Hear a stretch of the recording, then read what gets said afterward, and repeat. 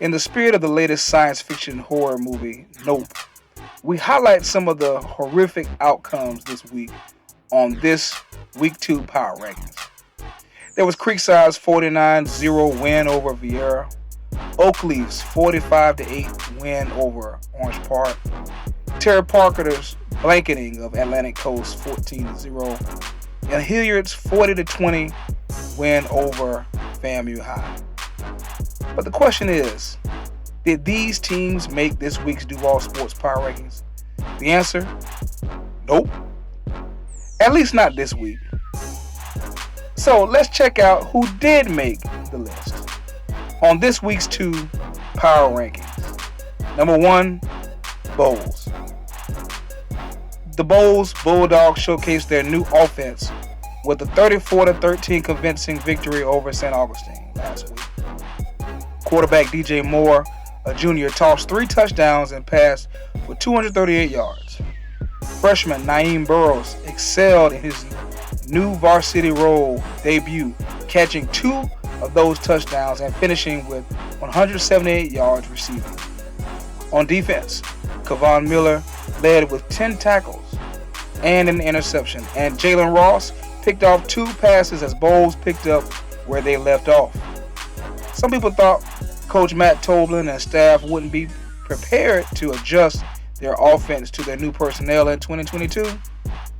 Nope. They certainly have, and that's what makes them the best staff in the area. Bowles takes on Mandarin today in a battle of 2 young quarterbacks. Number 2, Fleming Island. Coach Damian Springs and his Golden Eagles soared in Week 1, defeating rival Clay 49-7. Defenses thought they could simply key on running back Sam Singleton to stop Fleming Island's offense. Nope. It was a complete contribution across the board for Fleming Island, as 6 different Golden Eagles scored touchdowns. Singleton ran for 66 yards and 2 touchdowns. Quarterback Sebastian Broughton tossed a touchdown and ran for another as well. The offense ranked up over 400 yards while the defense only yielded 7 points. That's a perfect mixture of success. Fleming Island travels down I-10 to Tallahassee to face Rickers today. Number 3, Trinity Christian. The Conquerors were in an early season dogfight against Ed White in Week 1, and some thought they would fall. Nope. Trinity prevailed 48-40. It was an interesting game for Trinity, as many didn't predict the game to be close. The question looms, is Ed White that good, or is Trinity not that good? Well, I've settled on the fact that Ed White is just that good, and that's why Trinity showed that they need to move up in this week's power ranking.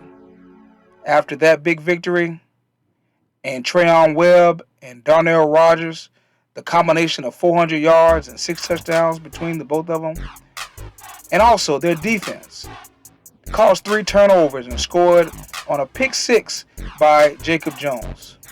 That will be their recipe for success going forward. Number 4, Columbia. The Tigers fell to Buchholz in the season opener, 31-14. Was that a good measure of Columbia's ranking here in Northeast Florida? Nope. Buchholz is one of the best teams in the state. Columbia will have a better measure this week versus Union County. Now, if they struggle in this tussle of Tigers, then Coach Demetric Jackson should be worried. There were flashes of playmaking ability by Columbia last week. Quarterback Evan Umstead found receiver Dalen Bradley for a score.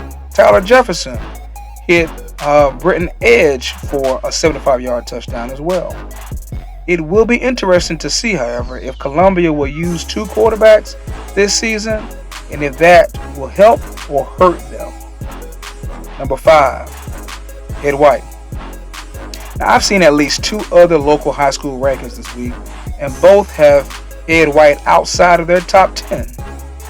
Baffling, considering the Commanders were only 20 yards away from sending their game versus the defending state champion Trinity Christian Conquerors in the overtime last week. After putting up 451 yards of total offense, including 147 yards by junior running back Benny Lewis, 102 yards by Devon Patterson. Should Ed White be ranked in any Northeast Florida top 10? Nope. Senior quarterback Isaiah Till scored 2 rushing touchdowns, and the opportunistic defense blocked a punt, caught an interception, and returned a fumble for a touchdown. They're a complete team. This week, Coach Lawrence Johnson returns home to face Sandalwood, where he both played quarterback and coached as an offensive coordinator. Number 6, Reigns. Dade County thought they could come to Duval County and get a win. Nope. The Vikings got a hard-fought victory over Monsignor Pace last week, 19-13. Roman Doles tossed a touchdown to Terrell Shepard, and Mark Miller rushed for 118 yards and 2 touchdowns in the contest. Altogether, Doles found 5 different receivers, passing for over 100 yards in the rain. Very impressive. The Vikings defense was led by Jamari Whitehead, who registered 10 tackles and 2 sacks. Now Coach Maslin and crew travel to Hammond Boulevard to face Trinity Christian in a game where they will be looking for revenge after last year's Week 1 defeat at the hand of the Conquerors. They'll be talking about this one after it's all over tonight. Number 7, Jackson. Jackson improved to 1-0 on the season with an impressive victory over Nice Friday night. Quarterback King Johnson tossed and ran for a combined 2 touchdowns in the game. Jonathan Jackson scored as well on a touchdown run. Terrence Holland is a name to look out for, y'all.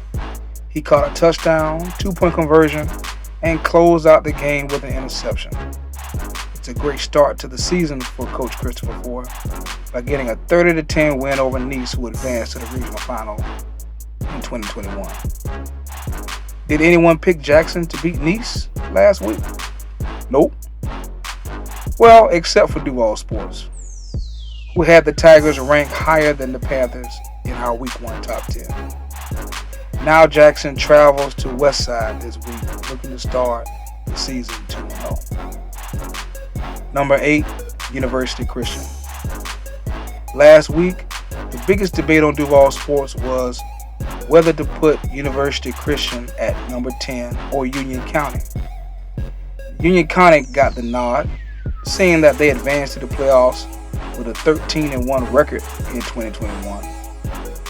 Well, the 2 playoff teams faced each other in Week 1 of 2022, and UC completely destroyed any argument about who belongs in the Duval Sports top 10. A 33-14 victory by the Christians saw senior standout Orrell Gray generate 171 yards rushing, 3 touchdowns, and an interception on defense. Coach David Pellin III has 2 seniors in Gray and Desirio Riles leading the team this year. They have more starting varsity experience than any other seniors in the area. That clearly showed in Week 1. Number 9, Bartram Trail. The Bears defeated Ponte Vedra 13-7 last week. Was it pretty? Nope. Bartram could only muster 34 yards passing and used 8 different rushers. Nevertheless, Bartram will take the W, especially when they ran for over 200 yards in the contest. The biggest beneficiary was junior quarterback Riley Trujillo, who rushed for a touchdown and tossed another touchdown. He tossed it to senior Taylor Rhodes. Still, Coach Darrell Sutherland can't be pleased with that showing against the Sharks, who have several players, including their quarterback, playing both ways. They'll look to put forth a better showing against Seabreeze. Number 10, Menendez. This was another tough one, but we're going with Menendez at number 10. Does anyone else have them ranked in their top 10? Nope. But the Falcons exploded with a resounding win over Ridgeview in their season opener, 43-0. Sophomore Christian Coleman had 2 rushing touchdowns, and rushed for 146 yards in his season debut. Watch out for him this year. Also, watch out for Kanai Harris. He added another touchdown and also caught a 15-yard touchdown pass from Bryce Patelet. Coach Matt Potak went 5-5 last year with signature wins over very good teams like Terry Parker. So this year, they are looking to make the next step toward the playoffs. And on the outside looking in, Creekside, Terry Parker, Mandarin, Bradford, and Oakleaf. All these teams are one step away from getting in the top 10 of the Duval Sports Power Rankings. Until next time, this is Andre Ellis.